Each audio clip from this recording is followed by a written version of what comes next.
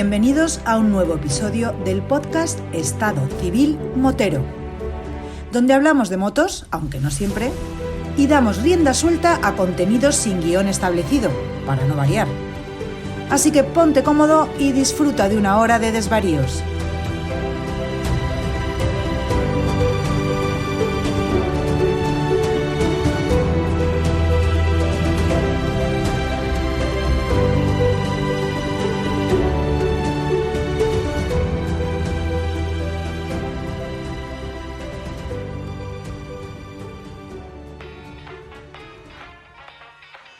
Hola, ¿qué tal? ¿Qué pasa, chaval? ¿Qué te ríes?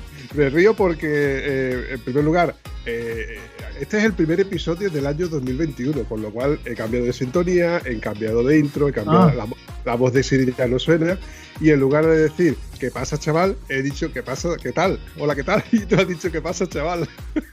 Que tú siempre decías ¿qué pasa, chaval? Yo en todo y cada uno de mis episodios manda narices. Empiezo diciendo ¿qué pasa, chaval? Pues me ha salido así, te lo juro por Dios, porque eso no lo tenía en cuenta. Y cuando tú me has dicho, es que como es el primer programa del año y tal, que por cierto me siento súper halagado, que a lo mejor me lo siento yo y no tiene por qué, pero ser el primer programa del año y participar yo, pues ya me doy con un canto en los dientes. No está nada mal. Debería haber empezado con un feliz año. Pues feliz año, entonces. A nuestro amigo Antonio creo que no le ha ido tan bien el inicio de año. No cuentes todavía cosas que no podemos contar. A ver, vamos por partes. Como dijo Jack el Destripador, vamos por forense, como dijo el forense. Ahí está. El primer episodio, evidentemente, pues, lo suyo es que hubiera sido con nuestro amigo Antonio, pero por unas circunstancias que todavía no podemos comentar, está ausente. Entonces, este episodio ha sido un poquito a salto de mata, aquello de papi, grabamos y yo pues más convencido. Así que pero bueno. tú te convences rápido, ¿eh? Hombre, una buena charla, una buena conversación, un buen grupo de amigos, un buen vino, son cosas que no se pueden echar, no se pueden desperdiciar, Coco. Eso es así, hombre, por favor. Bueno, ¿qué tal has empezado el año? Pues mira, no me quejo, porque entre otras cosas he salido con la moto, aunque ya hoy empezamos con unos días que va a haber lluvia, hemos pasado bastante frío, ha venido el frío muy de golpe. De hecho, creo que la previsión era de que un frío, una cosa extrema aquí, eso de que ¿cómo era? Lo del grajo vuela abajo, hace un frío del carajo. Sí, eso dicen. Pues aquí en Madrid debe ir ahora mismo por los túneles del metro, porque más bajo no puede ir. Y dicen que para mañana y pasado va a ser peor. O sea, dan nieve a raudales. Madrid tiene fama de ser muy fría en invierno. O sea, pues no sé si lo diré bien.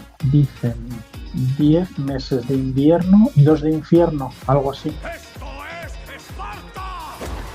Dicen algo así, o no sé si son 10 o 9 meses o algo así. Porque en invierno hace mucho frío y en verano hace mucho calor. Yo lo que llevo muy mal del calor de Madrid es que por las noches le cuesta relajar. O sea, no, como muchas noches no corre aire, y a lo mejor es las 11 de la noche o las 12 y todavía cascan 32, 33 grados. Pero bueno, vosotros en Andalucía de eso también debéis tener. Tú a lo mejor en Huelva no, porque estáis más cerca de la costa y en la costa corre un poquito, siempre corre brisilla, pero aquí en el centro no corre nada. Y en invierno pues hace mucho frío, pero bien es cierto que las casas están muy bien aisladas, muy bien acondicionadas, por lo tanto no se vive mal. Evidentemente, pero partiendo una lanza a favor de cada uno. Yo lo que pasa es que estoy aclimatado a mi zona, del mismo modo que tú estás aclimatado a tu zona. Si nos cambiáramos los papeles, pues yo tendría los pies helados todos los días y tú pasarías un invierno regularmente bien. Bueno, yo te recuerda que yo soy de Mallorca y Mallorca es bastante húmeda y allí en Mallorca yo he pasado mucho frío, ¿eh? A pesar de que hace más frío en Madrid, paso menos frío en Madrid que en Mallorca. Por lo que te digo, porque las casas no están igual de bien acondicionadas, ni los sistemas de calefacción están tan generalizados como están por aquí, por Madrid. Entras en cualquier sitio y enseguida te puedes, como el que dice, casi descamisar. Y allí en Mallorca, bueno, pues es aquello... Y incluso los materiales de construcción son diferentes. Y todo eso se nota, todo eso suma. Y aparte de que aquí hay muy poca humedad, te tapas con una buena prenda y vas bien. Y en Mallorca te tienes que encebollar, o sea, una capa y otra capa y otra capa. Coco, nosotros somos moteros y como moteros que somos, no nos da miedo ni el frío ni el calor. Es verdad, no nos da miedo, pero vamos encebollados. Sí. Todo motero que cuando hace frío no tiene frío es porque va bien equipado y encebollado. Es que te digo una cosa, lo piensas y dices tú, sale con gusto no pica, pero eso de ir tan apretado, tan... Es lo peor, porque mira, yo hice una salida, pues ahora creo que hace 2 sábados, que esto debió ser con unos compañeros, y o sea, debió ser el sábado antes de Nochebuena, creo que fue. Y hice una salida con ellos en moto y aquí en Madrid estuvimos todo el día a 2 grados, 3, subimos a algún puerto de montaña en el que había algo de hielo, en las cunetas y tal. Yo no pasé nada de frío, cero, pero bien es cierto que para no pasar nada de frío tienes que ir muy bien equipado y lo que implica es que lleves ropa adecuada. Pero claro, no hay milagros, o sea, no hay un pijama que te puedas poner y que te quite el frío para ir con la moto. Tiene que ser una capa sobre otra. Entonces vas en la moto que no vas igual de ligero que en verano. Y eso se nota. Es lo que más te echa para atrás que es de salir del invierno. El tiempo que necesitas para equiparte bien, para subirte a la moto y salir y dar una vuelta. Llegas a un sitio, te quitas guantes, braga, gorro, esto, lo otro, la chaqueta de la moto y después cuando te vistes, cuando te vuelves a coger la moto, no puedes dejar ni una cremallera mal cerrada, ningún cierre, porque si no, ya sabes lo que pasa. Sí. A eso súmale que cuando, por ejemplo, vas, no sé, a la gasolinera o vas a tomarte un café, llévate tus guantes, llévate tu casco, porque si lo el dejas casco en la está... moto, sí. Claro, si está un pelín sudado el casco, un pelín sudado los guantes, cuando te lo vas a poner otra vez... Te has puesto una cubitera, te pones la cubitera, ¿qué digo yo? En la cabeza. Pues de esas cosas que cuando tú te las pones dices tú, joder, que me lo tenía que haber llevado conmigo para que por lo menos estuviera medio calentito, para que por lo menos se hubiera intentado secar. Y no te veas tú las de veces que yo me he recordado lo que hemos comentado de llevar siempre a lo mejor un par de guantes para poder cambiarlo. Exactamente, cuando uno se...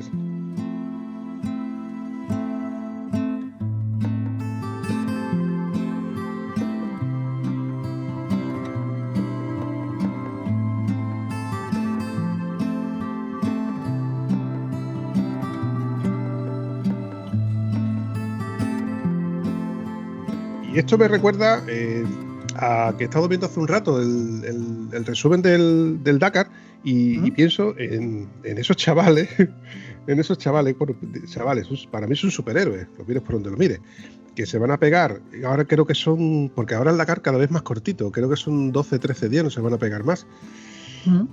Y claro, esa gente van con su traje, que es el mismo que se van a tener que poner, que yo creo que ni se lo van a quitar durante esos 13, 14 días, con esos mismos guantes, con ese mismo casco, esa gente y están pasando frío, porque vamos, llevan equipación de frío. En Dakares anteriores, los que se hicieron en Sudamérica, allí se vio copitos de nieve en las montañas. A ver, pero bueno, ellos, el problema de los climas desérticos es que hace mucho frío de noche y mucho calor de día. Hay mucha diferencia térmica entre el día y la noche. Ahora mismo están pasando calor. Por las mañanas cuando se levantan y salen temprano tienen frío. En Sudamérica lo que pasaba, el Dakar siempre se ha corrido en invierno, siempre se ha iniciado muy cerca de fin de año o de año nuevo.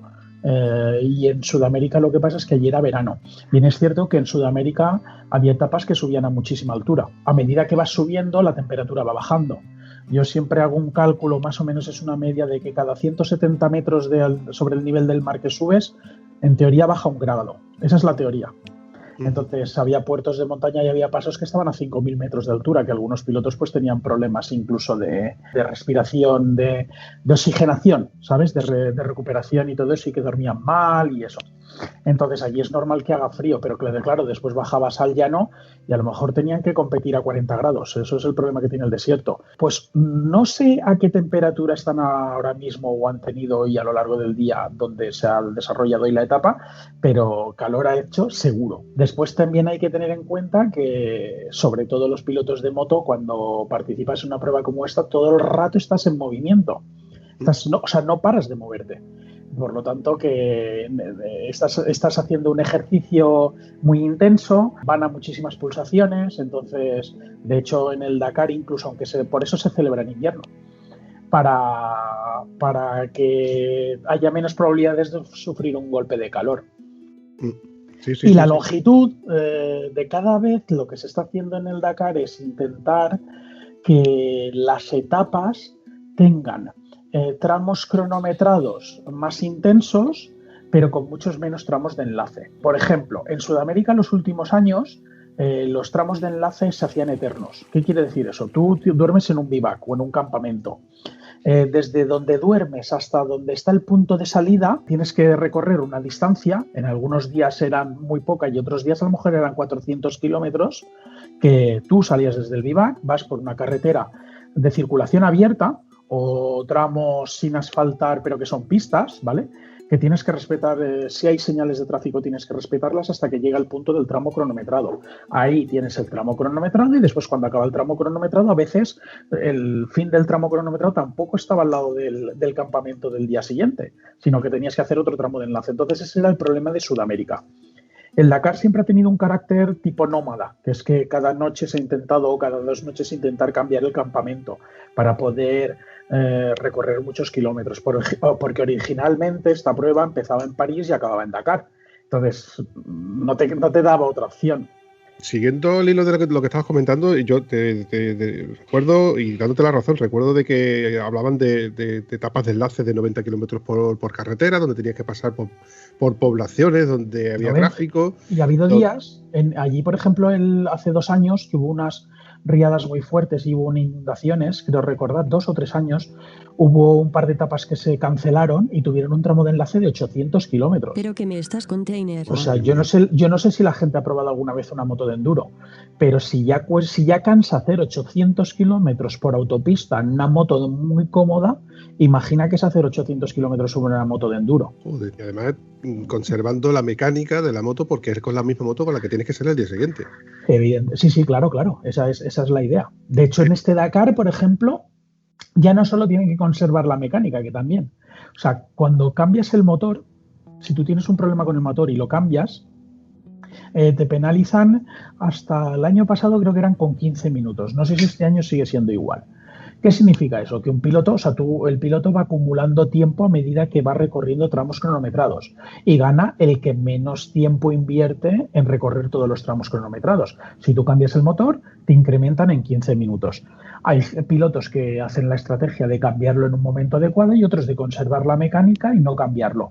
Lo que pregunta mucha gente, ¿y por qué no se reparan los motores? Los motores no se abren, los cárteres van sellados, van precintados para que la gente no pueda...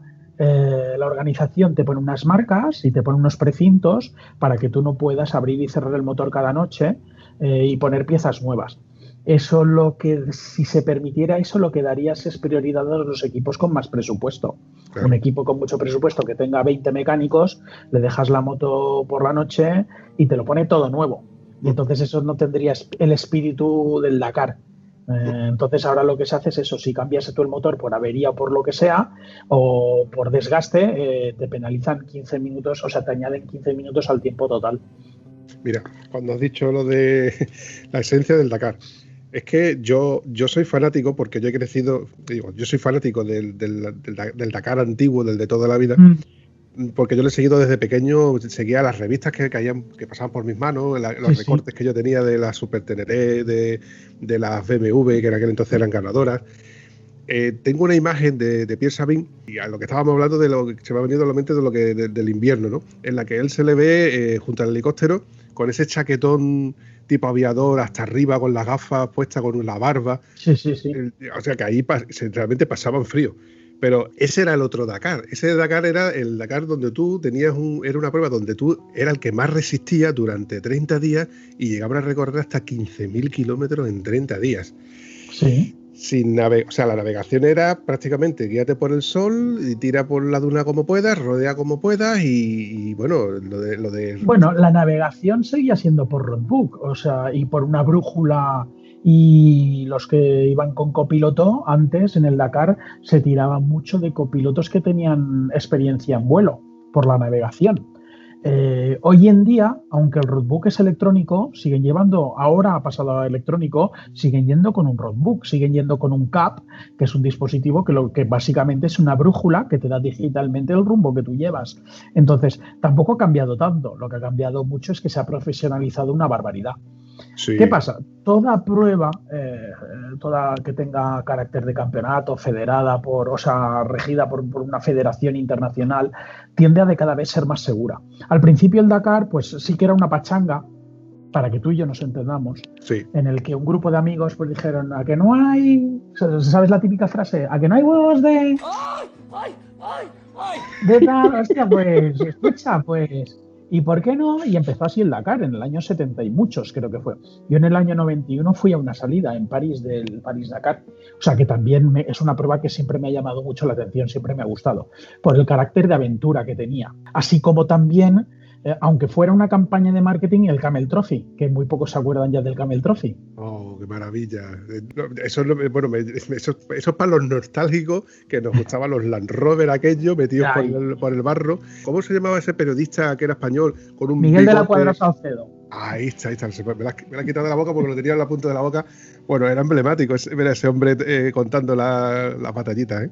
¡Guau! Sí, sí. Qué recuerdo. Sí, pues Miguel de la Cuadra Salcedo y el Camel Trophy, muy poca gente se acuerda, pero era una caravana por países, cada país elegía un equipo, que era como una especie de selección, una selección por países, y cada vehículo representaba un país.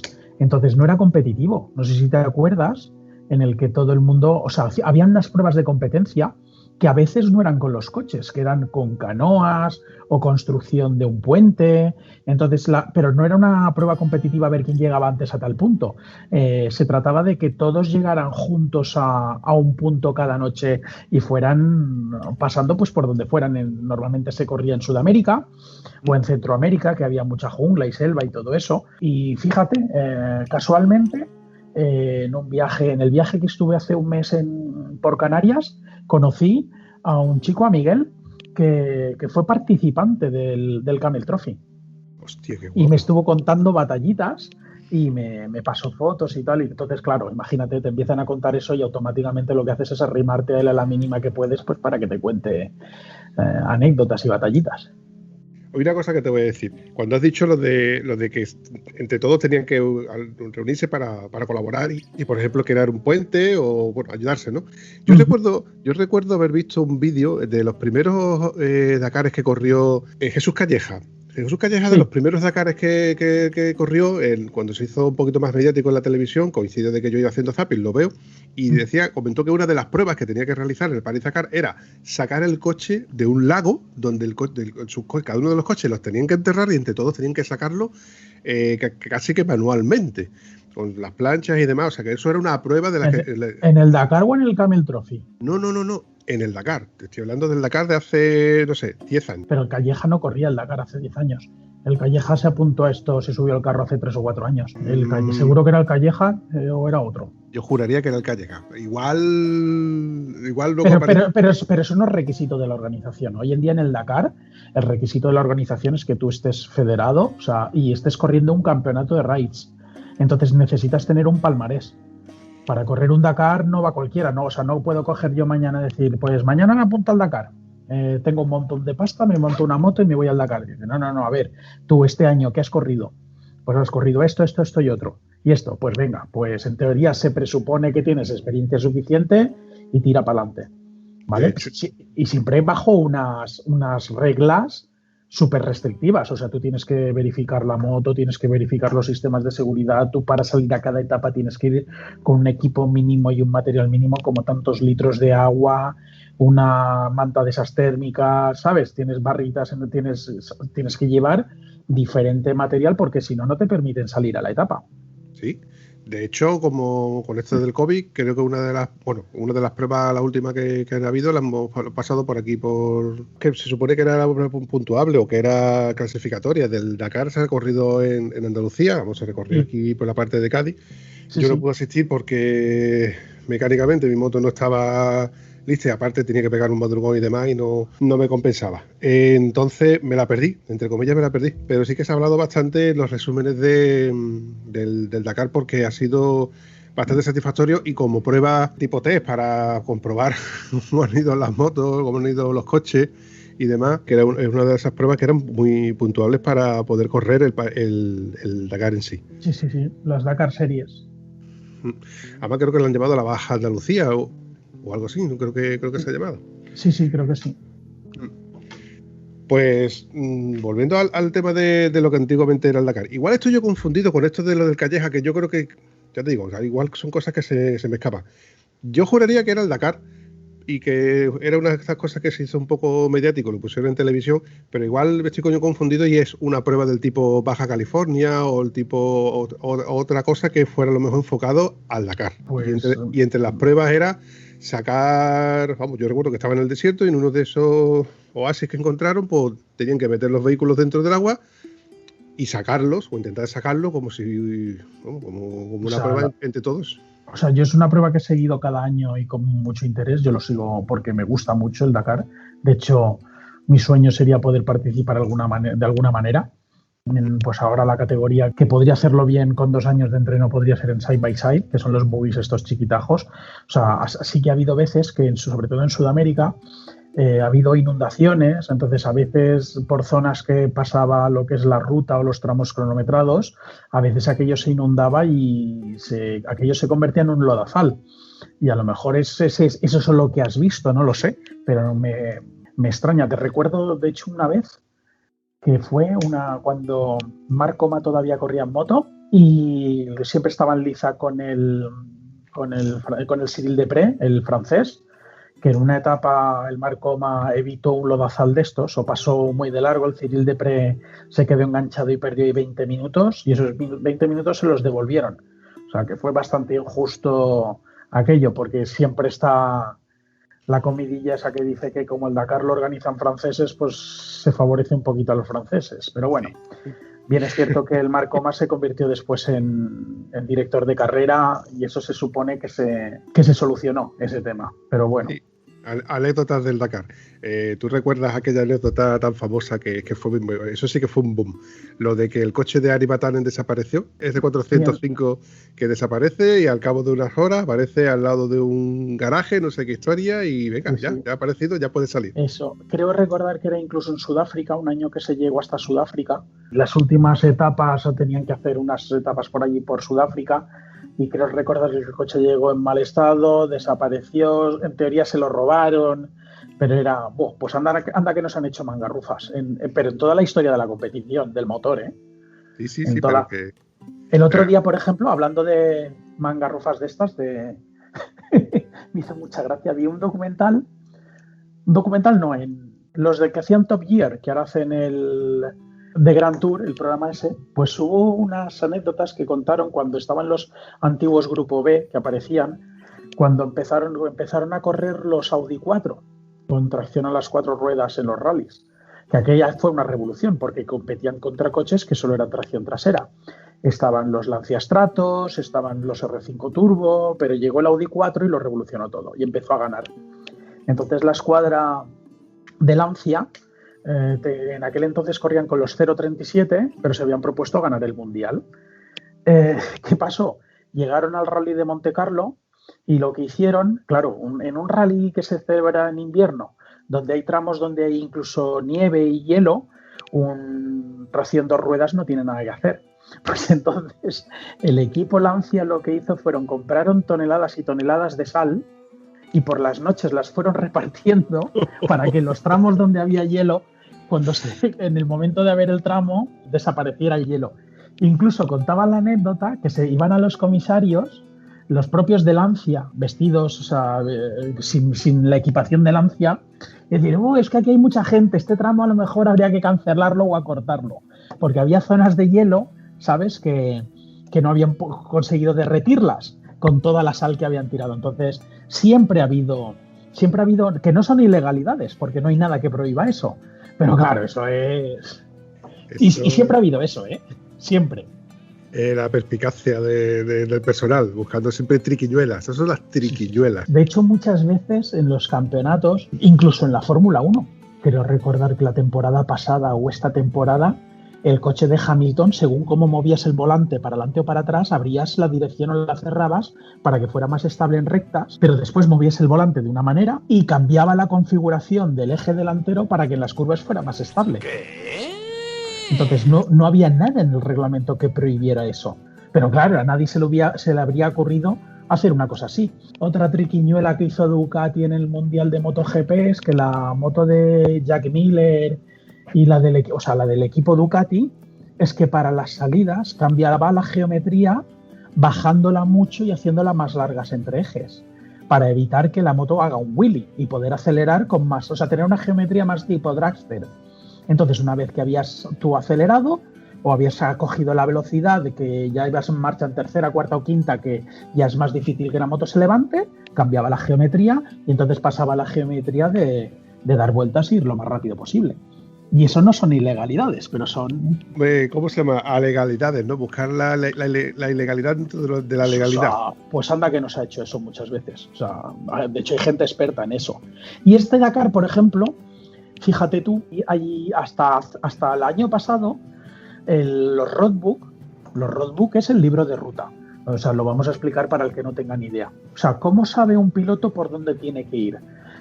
Lo que le dan es en el caso de las motos, es una bobina de papel, un rollo con unas instrucciones que instalan la moto y ese papel lo va moviendo a medida que va pasando esas instrucciones. Por ejemplo, le dice, dentro de 500 metros tienes que atravesar un riachuelo. Tú llegas, tienes tu un odómetro, lo que vendría a ser como un ordenador de bicicleta.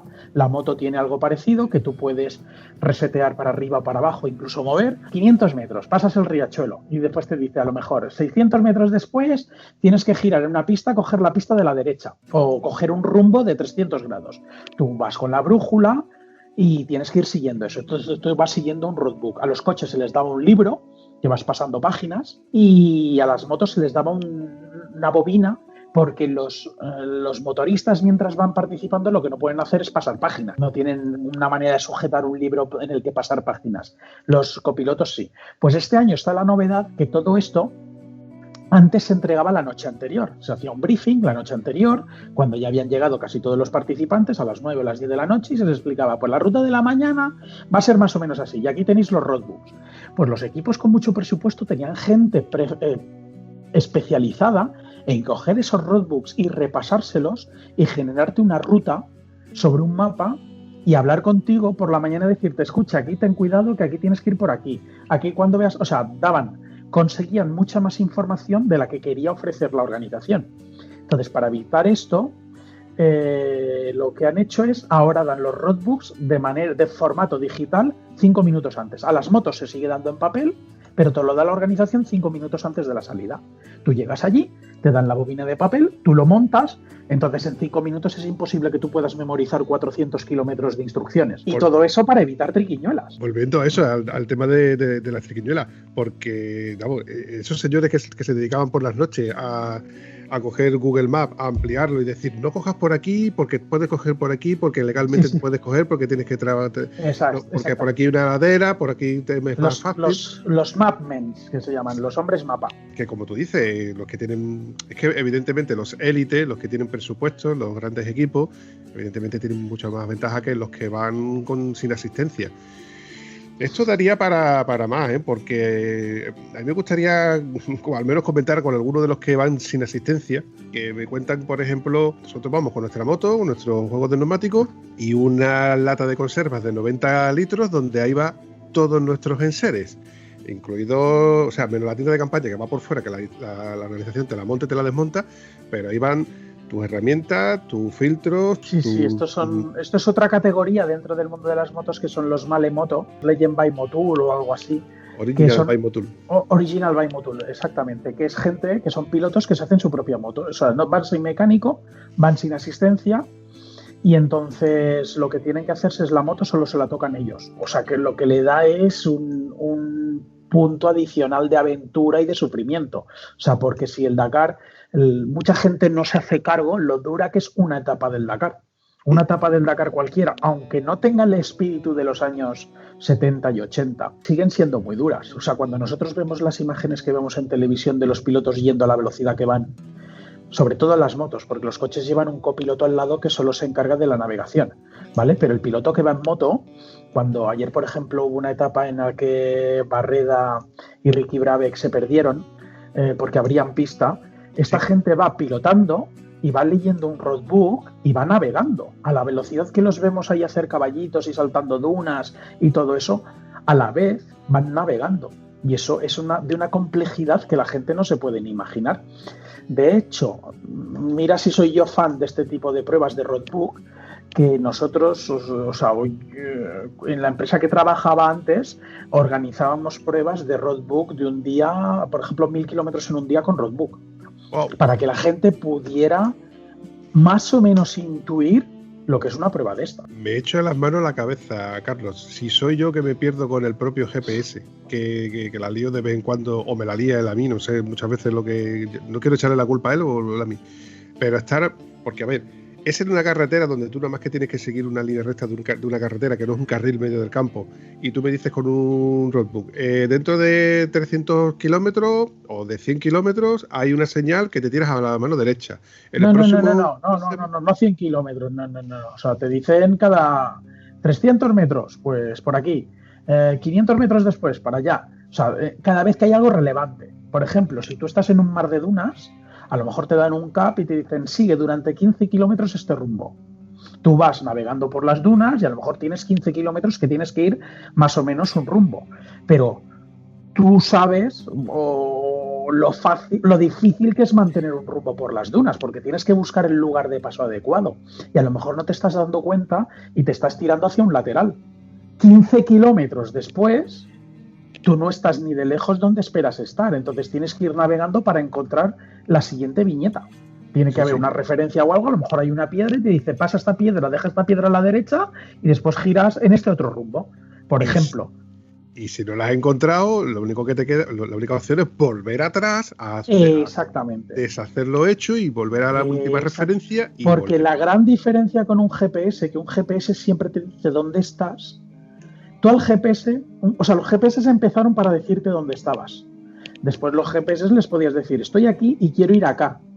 Y a lo mejor eran los GPS en los que eran mapas topográficos, pero no eran ruteables. O sea, te generaban líneas rectas, un poco como una avioneta, por ejemplo, en el aire, para que la gente nos entienda. Pero los GPS han evolucionado y ahora son ruteables. O sea, si tú le dices por carretera, estoy aquí, quiero ir allí, te dice, pues en este cruce tienes que girar a la izquierda, esta rotonda tercera salida, porque reconocen las carreteras. Pero en el Dakar no son o sea, un GPS te dirá dónde está. Si tú quieres ir y le pones un punto donde quieres ir, te dirá un vector o te dirá una línea, pues tienes que ir en este rumbo. Pero en este rumbo a lo mejor hay un precipicio. Entonces, pero el roadbook lo que te va es guiando para llegar a este punto, pero en el momento que lo pierdes, en el roadbook tú no sabes dónde estás. No sabes cuántas instrucciones hace que te has perdido. Eso es lo difícil del roadbook. A eso súmale el hecho de que tú estás conduciendo una moto, con lo cual tienes sudando, pasando sed, cansado. Mentalmente tienes que pensar en lo que estás consumiendo de combustibles, conservando motor y neumáticos, que este año nada más que tenemos 6 neumáticos traseros. Exactamente. Y compitiendo contra los demás. Exactamente. Entonces la gente dice, es que el Dakar ha perdido su espíritu, ha perdido el espíritu original de pachanga, en el que gente cogía y decía, venga, a que no hay huevos de cogernos en coche e irnos hasta allí. Eso sí que lo ha perdido. Pero no deja de ser competición, no deja de ser gente súper preparada, como tú decías, son supermanes. O sea, muy poca gente sabe el nivel de entreno y de exigencia física que tiene esta gente. Entonces, se ha ido convirtiendo en otra cosa, pero que nadie dude que es dificilísimo, ¿eh? Porque hay mucha gente que sale, que sin intención de ganar, o sea, que lo que quiere es llegar, y hay mucha gente que no llega. Entonces, habiendo mucha gente que no llega, cuando ni siquiera compite, o sea, lo que haces es participar y no llegas, es que fácil no es. O sea, un componente de aventura tiene. Comento que en ediciones anteriores en el Dakar moría gente todos los años moría gente. Sí.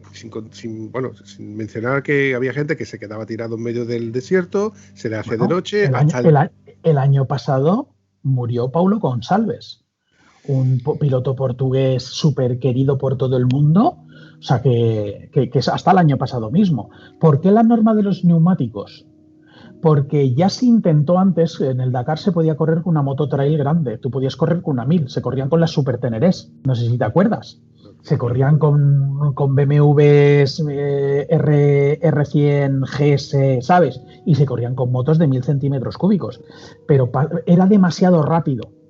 Eran motos súper rápidas, eran motos que hacían casi 215 o 220 kilómetros por hora en el desierto. Entonces, hace años, creo que fue a partir del 2010 o por ahí más o menos, quizá un pelín antes, cambiaron la norma y no se permitieron motos grandes y ahora la cilindrada máxima para correr un Dakar creo que son 500 centímetros cúbicos. Está por ahí. Creo recordar, porque fue con la época... O 450. 450 y fue a partir del 2008 o incluso... 2008, pues por ahí. Un poco antes, sí. Para evitar...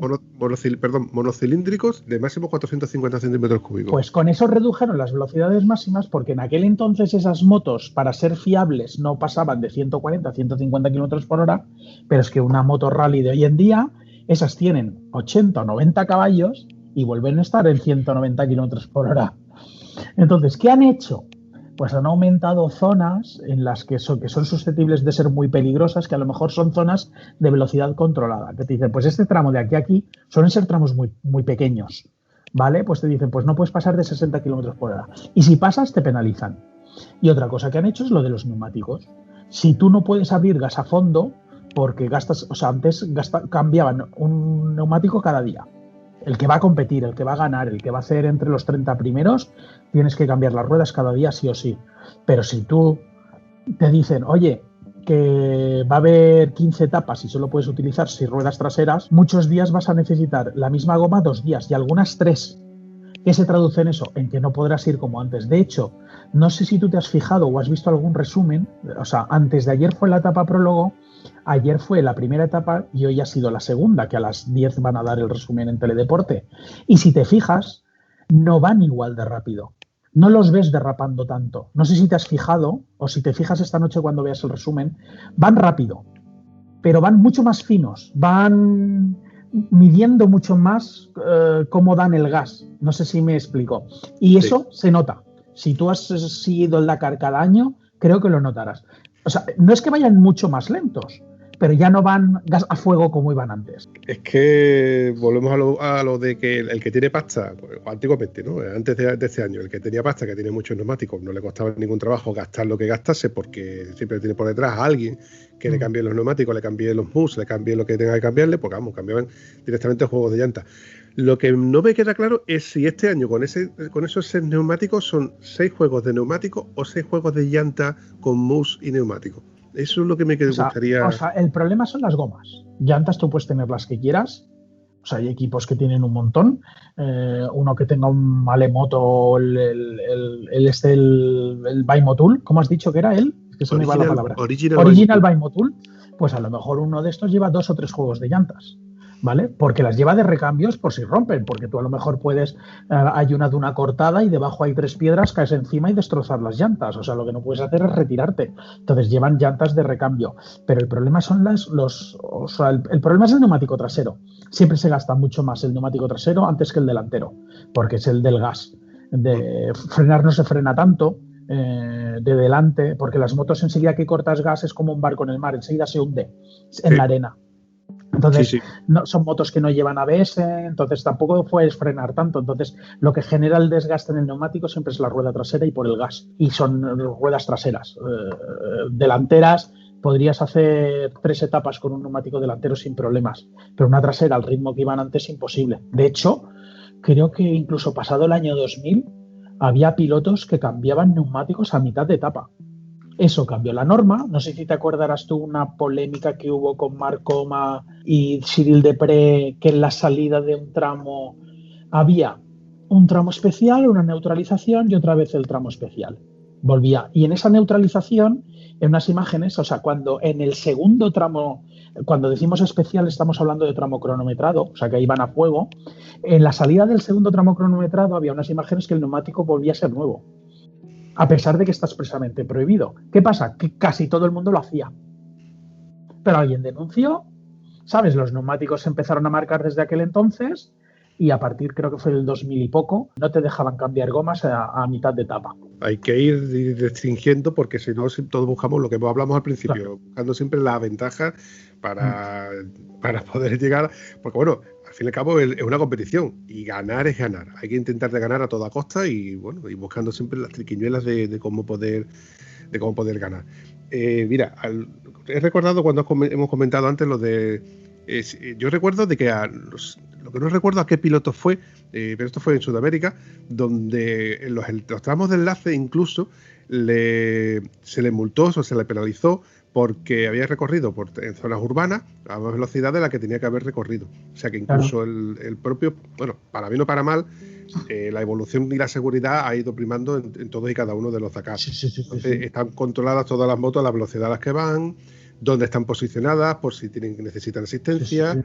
Llevan un GPS, pero es para la organización, no es para el piloto. El piloto no es un GPS que a ti te diga dónde estás y cómo ir, ¿sabes? Es un GPS para la organización, para saber, es un transponder, pero que el GPS te valida los puntos de paso. Los puntos de paso tú tienes que encontrarlos, entonces cuando te valida, o sea, cuando estás cerca del punto de paso a cierta distancia, entonces el GPS te dice, ¡pum!, para validar este punto de paso ahora tienes que ir en ese sentido o en esa dirección, y pasas por el punto de paso, ¡pum!, y el GPS para ti, o sea, no te aporta ninguna información hasta que vuelvas a estar en un punto de paso. No es un GPS de consulta, es un GPS de seguridad. Y con eso van traqueando y saben las velocidades que van llevando los pilotos. Ya en los años 90, cuando en África se corría el que todavía era el Dakar Aventura, cuando pasaban núcleos de población, el roadbook te decía no pasar de esta velocidad. Lo que pasa es que no había ningún elemento para controlar que no pasaran a tope, claro, ¿sabes? Porque era en medio de la nada, eran aldeas con población ahí en medio que cruzaba la calle y venía el coche de turno y pasaba a 150 km/h y no había nadie allí con una pistola de radar para controlar a qué velocidad iban.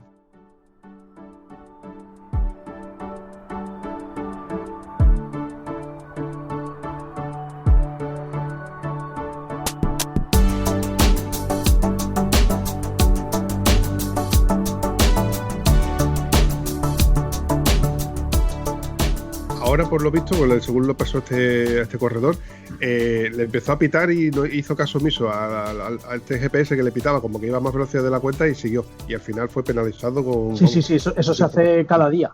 Se hace cada día. De hecho, es proporcional. O sea, cada kilómetro que te pasas, la penalización va creciendo, ¿sabes? O sea, no, para que no compense de ninguna de las maneras. O sea, no es, me he pasado y son tantos minutos. No, se van buscando fórmulas para que no deje de ser una aventura, porque en el fondo lo es. O sea, ¿sí?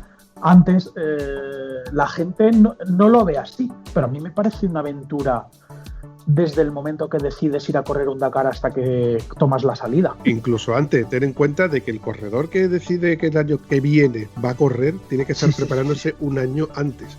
Y durante ese año tiene que estar compitiendo porque tiene que ir haciendo carreras para automáticamente testearse a sí mismo y se la está jugando en todas y cada una de esas carreras. Sí, que se lesionan. De hecho, el copiloto de Nani Roma, el COVID, lo pilló un mes antes de empezar el Dakar. Ahora vas y lo cascas. Y le dijeron, bueno, no te preocupes, que 15 días antes tú ya habrás pasado el COVID, pero no dejó de dar positivo. Siguió dando positivo y se ha perdido el Dakar. Joder. Después de todo el año preparándote físicamente, participando en carreras, entrenando, desarrollando un vehículo, visados, documentación, o sea, no te imaginas, conseguir presupuesto, ¿sabes? Porque hay pilotos que ponen la pasta de su bolsillo y no es una prueba barata, es una prueba muy cara, hay gente que se hipoteca y todo para eso. Recuerdo números del tipo que la inscripción eran unos 10 o 12.000 euros, pero estoy hablando de un rookie, ¿eh? El que corre el primer año se lleva su moto, que si quieres correr con una moto nueva y vas al concesionario y te compras una KTM Rally, estamos hablando de que toda la preparación con fibras de carbono, equipaciones, todo lo mejor que la moto sin la navegación, la moto si tú la compras, por ejemplo, una KTM que no es oficial, es una KTM versión Rally que tú puedes comprar en un concesionario, bien es cierto que tienes que preinscribirte para que te la vendan y tienes que pagar 6 meses antes de que te la den. Tienes que decir, la quiero, patapam. Son 34.000 euros más o menos. Eso he escuchado. Más de eso. Eso es la moto. más después todos los extras, que todo es lo que es el navegación, ¿sabes? El roadbook, sistemas de navegación, los caps, un montón de chuches, lo que nosotros les llamamos chuches, para ellos son elementos imprescindibles para poder participar, por lo tanto te puedes ir solo con la moto 40.000 euros si no la tienes. Si la tienes, tiene que ser una moto que cumpla normativa. Una moto, aunque tú tengas la moto, no puedes ir a correr con una moto que tengas 50.000 kilómetros. A la moto le tienes que hacer de todo, ¿sabes? Pero una vez, si tú te ahorras la partida de la moto, después te suelen faltar la inscripción, según qué categoría participes, pues a lo mejor son 20.000 euros, si en Original by Motor, pues a lo mejor son 14 o 15.000 euros, pero claro, si no participas en Original by Motor, tú tienes que pagar la inscripción de un mecánico para que te haga la moto. El mecánico también son 10 o 15.000 euros de inscripción del mecánico. Sí, después que ese mecánico te cobre o no. Es tremendo, es un pastizal, pero bien es cierto que es una prueba muy cara. Es una prueba que la gente no tiene en cuenta, que montar un campamento de esos, proporcionar gasolina a todos los participantes en medio de la nada, eso tiene un coste muy alto. El estar preparados para cualquier eventualidad, como cambiar una etapa y suspenderla y mover a toda la caravana hasta otro sitio, como a veces se ha hecho. Hubo una carrera que fue París-Dakar, el Cairo, que fue en el año 2000, que participaron unos conocidos míos. Hubo 2 días que se suspendió todo por riesgo antiterrorista, por riesgo terrorista. Entonces, tuvieron que contratar aviones rusos para mover todo el campamento 2 días más adelante y mover todos los vehículos.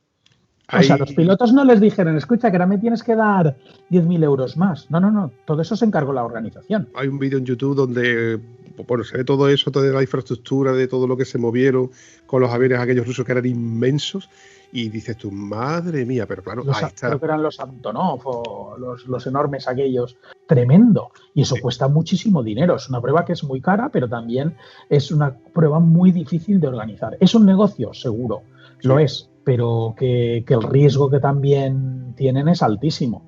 Hubo otro Dakar que se canceló. El último que se iba a correr en África se canceló por riesgo terrorista. 2008. Y ese se cancelado a 15 o 20 días de empezar. Sí. Y eso es ahí todo el mundo perdió dinero, todo el mundo. Sí. Mira, un dato que lo recuerdo, de las pocas cosas que recuerdo del año pasado. ¿Sabes cuántos helicópteros se usaron el año pasado para seguir todo el Dakar, incluido lo que son periodistas y servicios sanitarios y asistencia? Ni idea. O sea, no, porque ese dato no. Iba a decir 16. 19 helicópteros, pero que estamos hablando de que cada uno de esos helicópteros son iguales que los que vemos en la autopista, con el radar, con el Pegasus, y las cámaras son las mismas que usan el sistema Pegasus para... Y se pegan volando 6 o 7 horas con su combustible y todo. Y, o sea, es tremendo. Y camiones que se dedican a recoger gente, a pilotos que se quedan tirados en moto y las motos porque te las recogen. O sea, eso cuesta un pastizal. Y recoger la basura y residuos que dejan todas y cada una de los participantes. Que, si mal no recuerdo, este año son 498 vehículos, solo en participantes. O sea, la gente no ve lo que cuesta cuando organizas un evento o un concierto, el montar un escenario, el traer un grupo musical, el montar todas las luces, o sea, pues como todo evento. Es muy complicado y arriesgas mucho dinero arriesgas. Sí, pero yo me alegro de que el tema de la seguridad vaya avanzando y que, bueno... Y este año está siendo obligatorio el airbag. Sí, en MotoGP hace como 3 o 4 que ya era obligatorio, ¿no? Sí, pero ahora en este año en motos ya corren con airbag, cosa que me parece una buena medida. Eso va a salvar vidas también. Sí.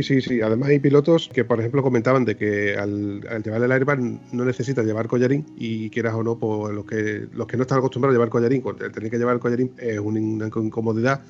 Entonces, te ahorras de tener que llevar el collarín como comodidad, sí, pero bueno, el airbag es un incremento monetario de 2 pares de narices, y luego fuera parte las recargas que tienes que llevar, que creo que cada airbag tiene 2 botellas para impulsarlo, para, ¿cómo se dice?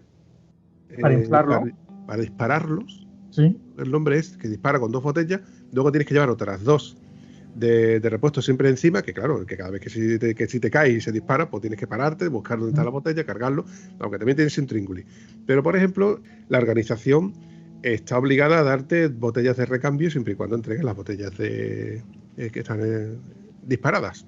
O sea que al fin y al cabo, todo lo que sea seguridad a mí me parece muy, muy, muy bien. Y yo creo que esto llegará un momento en que tengamos, más de uno tengamos, a la hora de comprarnos una moto, nos compremos motos, casco, guantes, gafas y airbag. Yo he vendido muchos airbags. Yo en la empresa que estaba antes, teníamos una tienda en Madrid, en la calle Orense, era una tienda muy especializada y yo he vendido muchos airbags. Y las pruebas esas de disparar el airbag la he hecho muchas veces, lo hacíamos de forma gratuita. A los clientes que sentían la curiosidad de saber cómo funcionaba un airbag, y al que le hacías la prueba, la mayoría se lo compraba, ¿eh? Decía, madre mía. 6 centésimas de segundo. ¿Eso te tiene que pegar un susto? Sí. O sea, no es que pegue un susto, es que de repente pasas a casi no poder respirar. No puedes mover nada la cabeza, nada, ni para un lado ni para el otro, o sea, ni, ¿sabes? Ni lateralmente ni girar el cuello, no puedes, y te cuesta respirar. Es un buen elemento, pero todavía estamos lejos a que la sociedad esté concienciada que crea que necesita esto. Sí, lo que se sabe, lo que pasa también en que es algo que cuesta dinero. Entonces... Sí, pero un casco también. Sí, ahí voy. Y te estoy dando la razón. Cuando compramos un casco, primero lo que miramos es qué barato, qué me cueste, o cuando luego realmente te eres consciente de que es tu seguridad, te compras un casco que sea...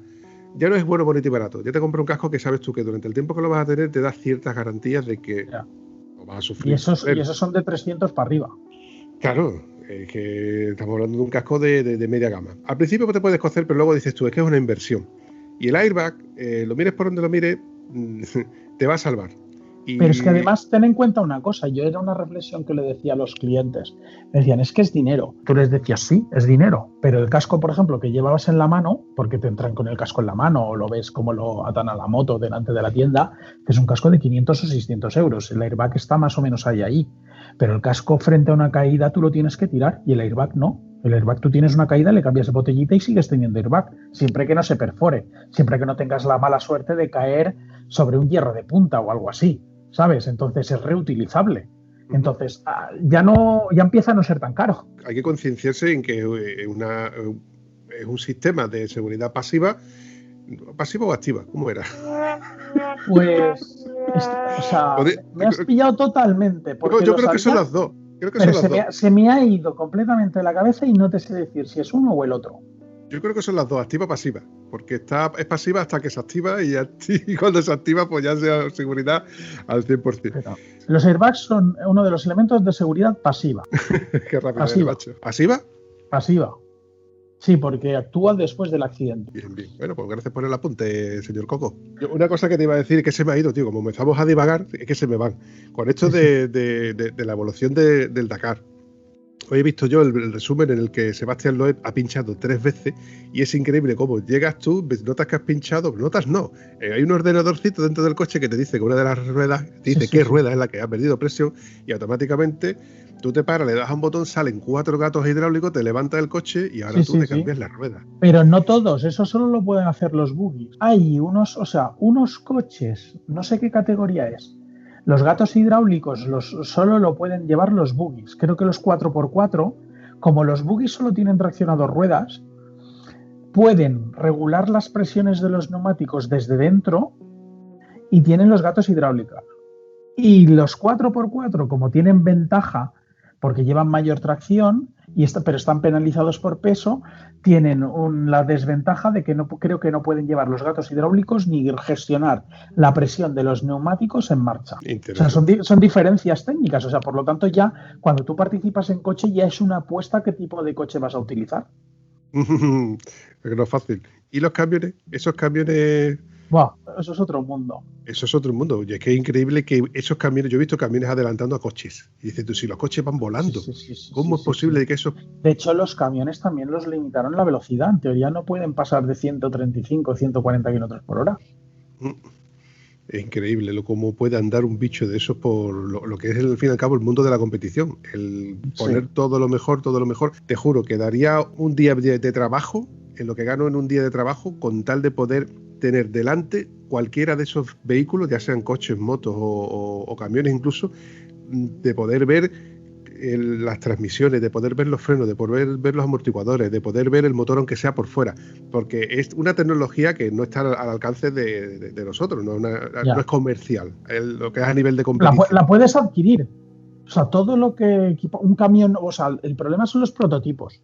Los buggies son prototipos, los coches oficiales la mayoría son prototipos, los camiones esos son prototipos, pero tú un camión normal lo puedes adaptar para correr, o un coche normal lo puedes adaptar a correr una carrera como esa con pasta, comprando material para prepararlo para ese tipo de prueba. O sea, tú puedes mejorar frenos, puedes mejorar motor, puedes mejorar suspensiones, puedes mejorarlo todo. Incluso todo eso, hay empresas que se dedican a prepararte el vehículo para eso. Vamos a ver, Coco, te voy a poner los pies en el suelo. Tú no te acuerdas de que estás hablando con un tieso, ¿verdad? Más que nunca, tenemos que ser más conscientes y más solidarios. Por eso hemos creado nosotros la campaña Apadrina un tieso. Pero es que...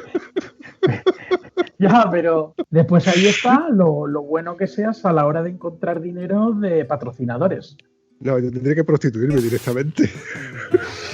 A mí no me bastaría ni haciendo eso. Y yo estoy perdiendo facultades como para poder vender mi cuerpo a cambio de un precio razonable. Así que vamos a dejarlo como que no tengo acceso monetariamente a tener componentes de alta calidad. Pero aún así, yo he tenido la suerte de, por ejemplo, acercarme al Campeonato de Andalucía de Enduro, que se ha celebrado varias veces por aquí cerca, en Valverde, y yo solamente me he acercado solo exclusivamente por el mero hecho de poder curiosear y ver las motos de competición, pues escapes, ver las llantas, ver componentes de alta tecnología y de un nivel de competición que dices tú, hostia, qué bonito ese tubo de escape, qué bonito ese buje de aluminio anodizado en color rojo, esas pedazos de manetas de freno anodizadas a juego con la moto, en fin, lo que vengo a referir son cosas que no se ven todos los días y que solamente se ven en el tema de la competición, de alta competición. Por eso te digo que a mí me gustaría ver, porque me gusta el cacharreo, me gusta curiosear y ver esos recorridos, suspensiones, cuando uno de esos coches vuelca y tú ves los trozos porque hacen primeros planos de cómo ha quedado el coche todo destrozado, y dices, hostia, aún así puedes percibir lo que mecánicamente nos gusta, ¿no? El cacharreo, los tornillos, que usan tornillería buena, llantas de aluminio súper ligeras, en fin, no sé, tú me entiendes. Sí, dinero. Sí. Dinero. De todas maneras, déjame que te haga un inciso con eso, porque tú has hablado de las motos de enduro. Y las motos de enduro, que no las de ride, las de enduro y las de motocross, son motos que casi puedes comprar de serie. Tú te vas a KTM y compras una moto de enduro, una KTM 6 Days, y es una moto con la que puedes correr una prueba del mundial casi directamente, porque si eres bueno vas a estar delante. O sea, la diferencia de una moto oficial con una moto que tú puedas comprar tope gama en un concesionario KTM es menos de lo que mucha gente se cree. Es bastante menos. Bien, es cierto que las motos de ride, lo que hemos hablado antes, la moto de 30 y pico mil euros, ¿por qué es cara? Pues por un montón de cosas, porque esa moto viene preparada con un montón de depósitos sobredimensionados integrados en la moto, viene aligerada, lleva hasta un depósito para poder llevar agua, para poder beber, lleva un montón de huecos para poder llevar herramientas y cosas que puedas necesitar, bridas, piezas de recambio, relés, lleva botiquín, herramienta, o sea, esas motos vienen muy equipadas para correr ese tipo de pruebas. Por eso son tan caras y son un tipo de pruebas que no son habituales. O sea, correr el Campeonato del Mundo de Rides o sea, por ejemplo, en el Dakar están corriendo ahora a lo mejor 180 motos, pero tú te vas a una prueba de enduro en España multitudinaria como la Bassella Race, que es una prueba que no sé siquiera no es ni puntuable para el Campeonato de España de enduro, creo. Es una prueba que se inscriben 900 personas. Pero que me estás container. ¿Sabes? El enduro es muy multitudinario. Bien es cierto que de cada vez lo ponen más complicado para poder hacer enduro. Lo de ponerle vallas al campo. Eso es polémica directamente. Aquí es tremendo, pero bueno. Estoy recordando de que no sé con quién lo comenté con este tema del enduro, lo del ride, ¿no? De que el cárter, no, la parte que cubre, que es parte del carrerado, que te cubre todo el cárter, que es de fibra de carbono, que solamente esa pieza costaba 1.300 euros. Pero claro, en esa pieza llevas tú tu depósito, llevas tú los huecos de herramientas, etcétera. Y está hecho Además, de una... se desmontan en un segundo. Una moto de esas la desmontas en muy poco tiempo. Entonces está preparada para montar y desmontar muy rápidamente. KTM en eso es puntera, por eso es la moto, o sea, lleva toda la vida ahí jugándose las castañas. De hecho, ha sido su prueba bandera, el Dakar. Sí. Y para ellos que el año pasado ganaron a Honda, o sea, fíjate, por ejemplo, Honda, con lo que ha ganado, que es la marca de motos que más motos vende en todo el mundo, que más presupuesto tiene, es un gigante Honda, con un presupuesto casi ilimitado. No ha conseguido ganar el Dakar en los últimos años hasta el año pasado. KTM lo lleva ganando desde el 89. O sea, es tremendo, ¿eh? Bueno, BMW también, cuando era la época de las 650, de las monocilíndricas, BMW también ganó unas cuantas, creo recordar. Pero KTM es el coco del Dakar. Sí. Bueno, en el Dune también, en el motocross, KTM está siempre ahí. Te pones a mirar la clasificación y porque habéis visto la... Bueno, ¿tú sigues algún corredor del Dakar específicamente? O sea, yo tengo conocidos, sigo a todos, pero tengo conocidos que están participando. De hecho, lo que te quería decir es que a lo mejor puedo conseguir que en este programa, pero me lo tengo que trabajar, ahora está allí, hablar con una persona que ha participado 6 veces en el Dakar. Pues me gustaría, si tú eres capaz de tirarle la caña y eres capaz de pescar algo. Tengo buena relación con él. Está allí porque está haciendo de enlace para un equipo de buggies, de side by side, porque el año que viene, o sea, este año está allí para ver cómo va todo el cotarro, para ver cómo funciona todo, haciendo un poco de enlace y de ayudando a un equipo de buggies, que tiene 4 o 5 buggies, y el año que viene espera poder correr en uno de estos buggies. Entonces, cuando acabe el Dakar, yo si quieres hablo con él y a ver si se presta. Es una persona súper agradable, es una persona que conocía en Canarias, es Pedro Peñate. Ya me has desvelado el nombre, ya estás vendiendo la piel del oso antes de cazar. Pero es que creo que lo podré conseguir. Vale. Creo que tengo muy buen rollo con él y es un tío muy majo y va a disfrutar. Creo que no va a ser problema. Si quieres tú lo cortas por si acaso. Vale.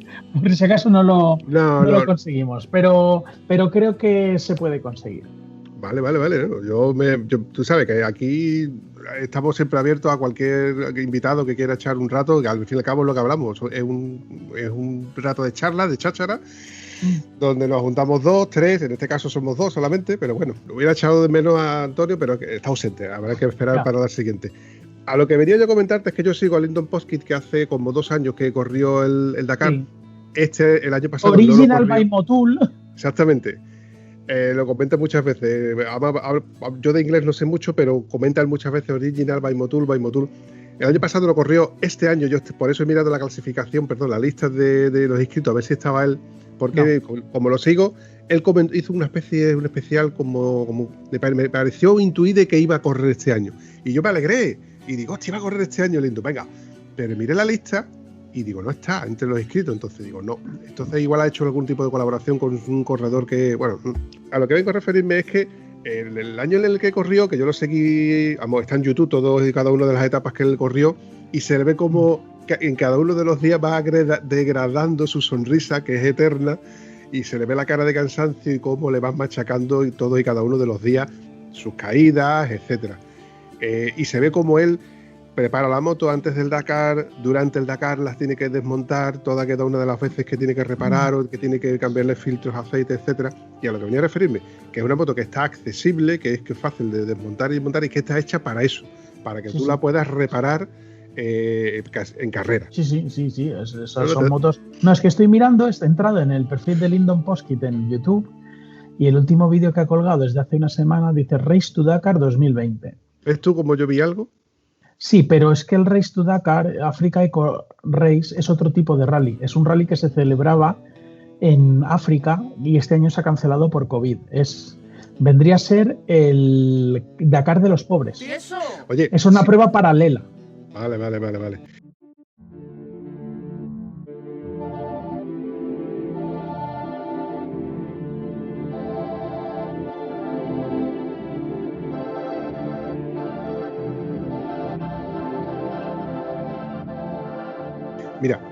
A él, como yo te he dicho antes, que lo llevo siguiendo, si te fijas en los 6 últimos meses que hemos estado con el confinamiento, hay muchísimos vídeos en los que él ha ido subiendo, que de hecho ha tenido un accidente donde se ha jodido la mano, creo que es el penúltimo o antepenúltimo, tiene el accidente y después de ese pues va a un hospital para que le infiltren, para que se haga una radiografía, una resonancia, etcétera.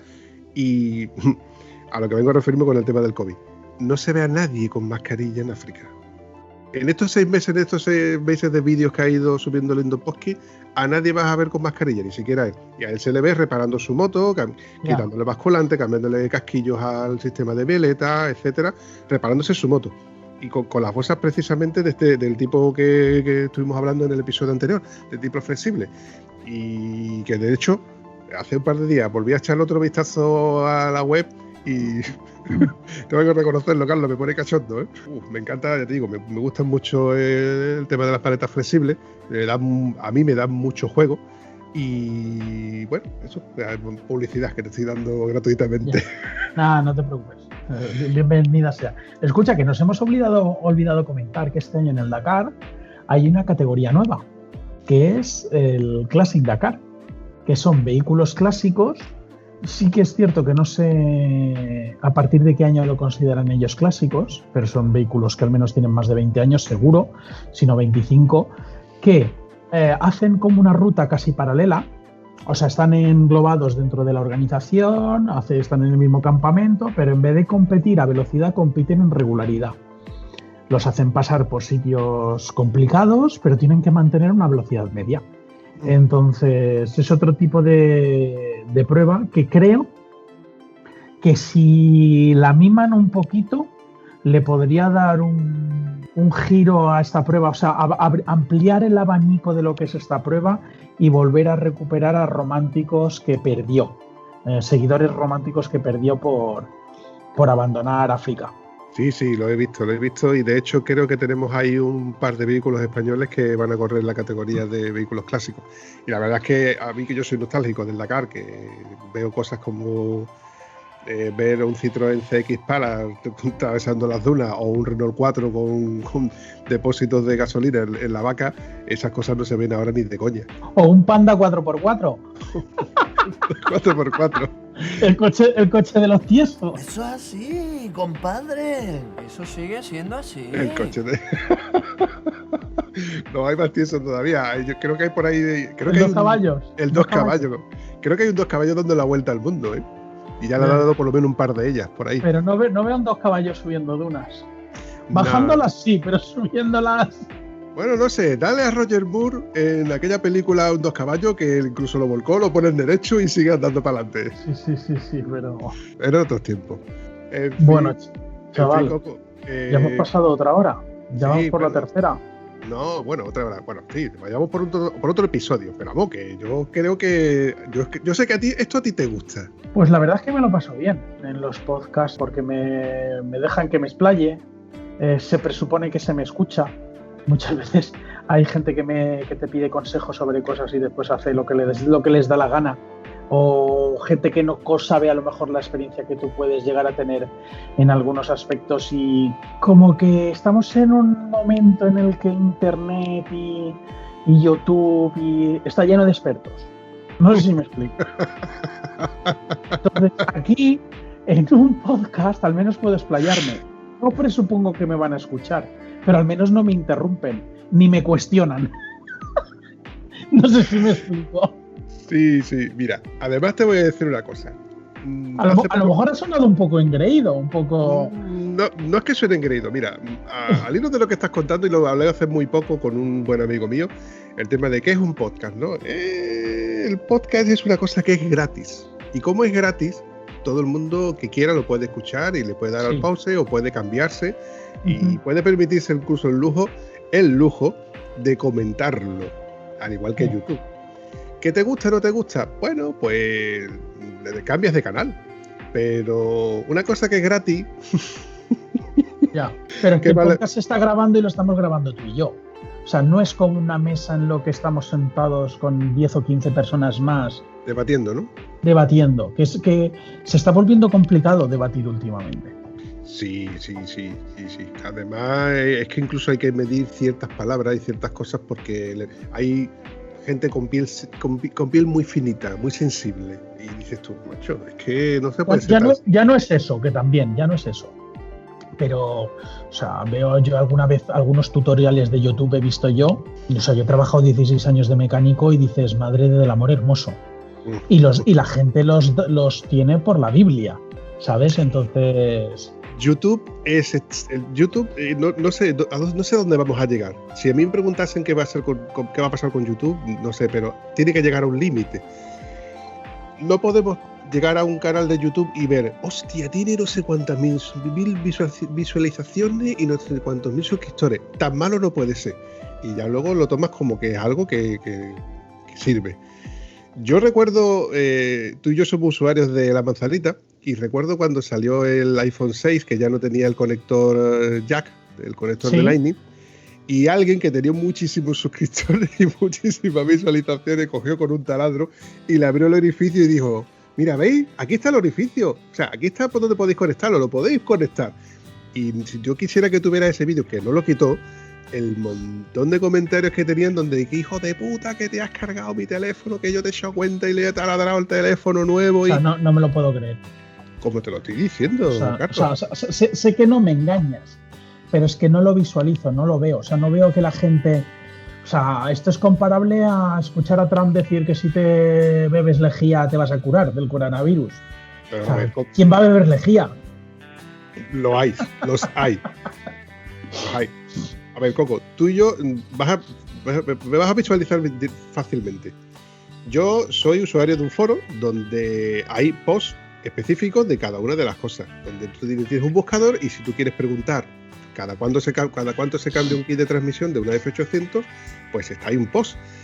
Pues no falla. O sea, desde 10 o 15.000 kilómetros hasta 70.000. Pues que claro, cada uno cuenta su versión. Pues no falla. Hay el típico que abre su propio post para decir, oye, ¿cada cuánto cambiáis vosotros los kilómetros, los kits de transmisión? Por ejemplo, ¿no? O el aceite del líquido de freno. La gente no quiere leer. La gente quiere que le resuelvan sus dudas. Por eso. Pasa, en mi marca, yo recibo a diario constante solicitudes de información de datos que figuran en la descripción del producto. Ahí voy. Como es gratis preguntar y como es gratis encender YouTube y decir, esto me sirve, pues esto me tiro para adelante. Yo será que soy de los que antes de adquirir algo me quiebro la cabeza en buscar información antes de preguntar algo. Es que yo veo YouTube, yo veo los foros como salir al balcón y decir, ¿qué hora es? Macho, este tiene un reloj. Porque es lo único que le falta a la gente mirar en YouTube. A ver, que no veo mal que me pregunten, ¿eh? Pero es que a veces me discuten y me dicen, no, es que esto no lo pone. Y para dar una captura de pantalla dice, mira, lo pone aquí. Es que no lo había visto. Después, o sea, el tercer mail. Primero escucha esto, tal, como pone en la descripción, tal, tú le dices, no, lo he mirado y no lo pone. Entonces tú le mandas la captura de pantalla y dices, sí, lo pone aquí. Pues no lo había visto. Pues está entre la descripción. Claro, eso voy con lo que te acabo de decir de los posts. Ya. Macho, es que tienes un post donde te pone todas las experiencias de todos y cada uno de los usuarios en este preciso problema endémico de la moto. Pero esto yo creo que es un poco que la gente se está mal acostumbrando. O sea, de hecho no, se ha mal acostumbrado ya, porque acuérdate tú y yo, cuando íbamos al colegio y nos pedían hacer un trabajo sobre algo, nos teníamos que molestar, teníamos que ir por la tarde a una biblioteca pública a buscar esa información, tenías que saber dónde buscar. No siempre la encontrabas, a lo mejor tenías que cambiar de biblioteca porque la enciclopedia que tú ibas a consultar no estaba actualizada, y por eso te daban, pues para hacer ese trabajo, a lo mejor te daban 3 semanas o un mes para hacerlo, ¿no? Nos hemos vuelto, estamos en un punto de inmediatez en todo, incluso aquí en Madrid, incluso que la comida para llevar. Yo con mi móvil, el otro día tenía yo pereza de cocinar, abres una aplicación y le digo a mi chica, ¿qué nos apetece cenar? Esto. Había como 50 opciones diferentes de cosas diferentes que en 25 minutos tenía yo en la puerta de mi casa. Y eso nos está mal acostumbrando en muchos aspectos, creo, ¿eh? Sí. Netflix, el Amazon Prime, el YouTube. O sea, es una maravilla para muchísimas cosas. Porque cuando buscas cierta información o cuando buscas, por ejemplo, un proceso de restauración de una cosa antes, estas cosas no las veías. Tú tenías que hacer zapping y si la encontrabas de la tele, ¡anda, mira! ¿Sabes? Pero ahora quieres ver una película, la buscas en el catálogo, ¡pam! Está, ¡pum! La veo. Y eso nos está mal acostumbrando. Pues está idiotizando. Acuérdate tú, perdona que rememore, ¿cuántos años te costó conseguir a ti el Scalestric? El Scalestric me lo tuve que comprar yo. Porque yo lo pedí por Reyes no sé cuántos años y llegó al 7º año. Cuando yo ya sabía los Reyes lo que eran. ¿Me explico? Sí. No, yo lo tuve porque lo compré yo. Y fue un Scalestric. Bueno, no fue un Scalestric, fue un tren eléctrico. Ya, no, yo hablo del Scalestric. De unos coches eléctricos que iban por una guía. ¿Sabes? O sea, es que yo creo que muchos chavales hoy en día no sabrán lo que es el Scalestric y no se pueden ni imaginar las horas que te podías pasar jugando a eso. Es más, había que saber conducirlo, porque si no las curvas siempre salían volando. Sí. Y el mantenimiento de los coches y cambiarle las gomas y las trencillas que iban en contacto con las vías, pues cambiarlas de tanto en cuando porque se gastaban. Y poner la lengua en la pista a ver si tenía corriente o no. ¡Ay! ¿Esta tía de dónde la habéis sacado? Bueno, yo lo que hacía era me chupaba el dedo y lo notaba. Me chupaba el dedo, tocaba y notaba el cosquilleo. Pues sí que hay corriente. Bueno, Coco, yo creo que va siendo hora de darle finiquitazo a esto, que me ha encantado, la verdad, como siempre. Pero... Bueno, pues en resumen, rápido. Venga, resumen. Disfruto mucho porque nadie me rebate aquí. Bueno, yo de momento no te pienso rebatir. Otra cosa es que... Oye, por cierto, ha creado polémica, ha creado... ¿cómo se dice? Ha creado expectación en el foro, en el canal de Telegram. Es que puse solamente el sonido de cuando tú viste el croma que tenía detrás, porque para colmo, sin quererlo, en el siguiente vídeo que yo hice, en la siguiente videollamada que yo hice, se la hice con Alicia y casualmente estaba puesto. Pero no recuerdo que llevaba. Dos pedazos de tía montado encima de mi F800. Sí, es verdad. Es verdad, aquello que tú dijiste, con mi señora al lado. Verdad. Es verdad. Bueno, pero ahí yo no tengo nada que ver, o sea, no, ahí sí que no, nadie me puede tachar de nada. No tacharte, pero que ha creado, porque como lo puse en las tomas falsas y demás, pues ha creado expectación muy... Oye, ¿qué es lo que pusiste? No digo, no se puede poner, no se puede publicar, son cosas muy privadas. Ah, vale. Claro, porque nosotros nos vemos, pero la gente que nos oye no nos ve. No ve lo que yo suelo tener como croma, que esta vez ya no lo he puesto, ya lo he borrado ya porque me metió en un lío que me quedé con los pantalones bajados, como quien dice. Ya. En fin, bueno, Coco, chaval, espero que este episodio no resulte aburrido a la gente.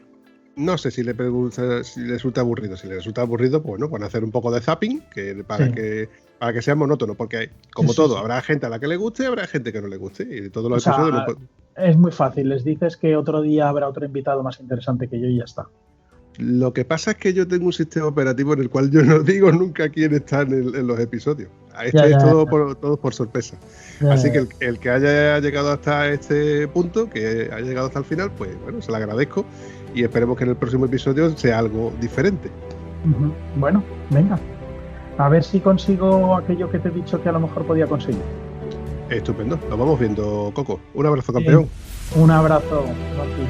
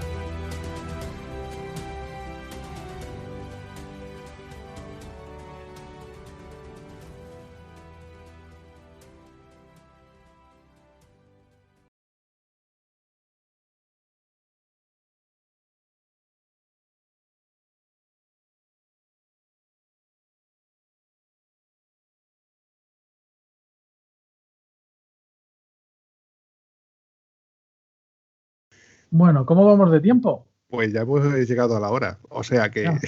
la anécdota te la vas a guardar para el próximo episodio. Joder, macho.